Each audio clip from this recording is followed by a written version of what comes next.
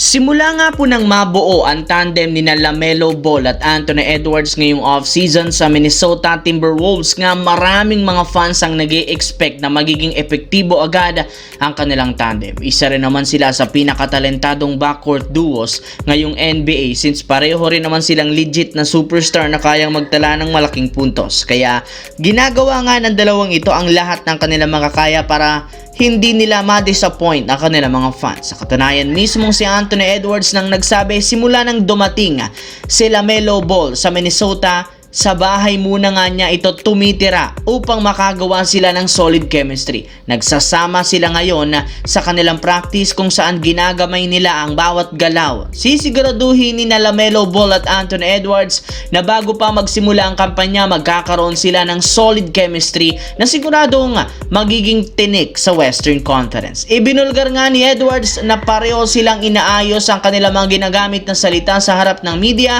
upang mas maging professional silang dalawa.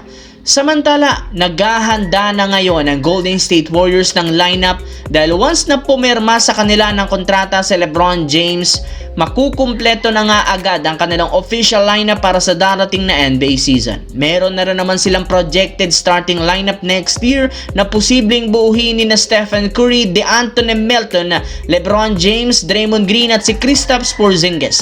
Maituturing nga itong perpektong lineup para kay LeBron James at sa Golden State dahil gamit nga ito, kakayanin nga nilang makipagsabayan sa pinakamalalakas na contenders sa West.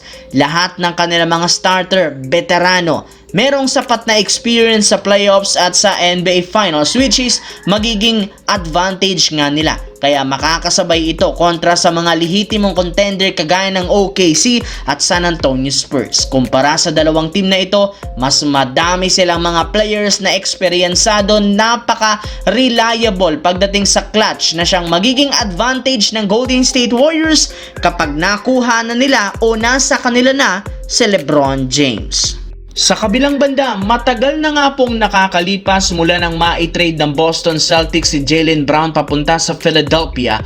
Ngunit hanggang ngayon, marami pa ring mga fans at analyst ang hindi nakakalimot sa ginawa ng front office.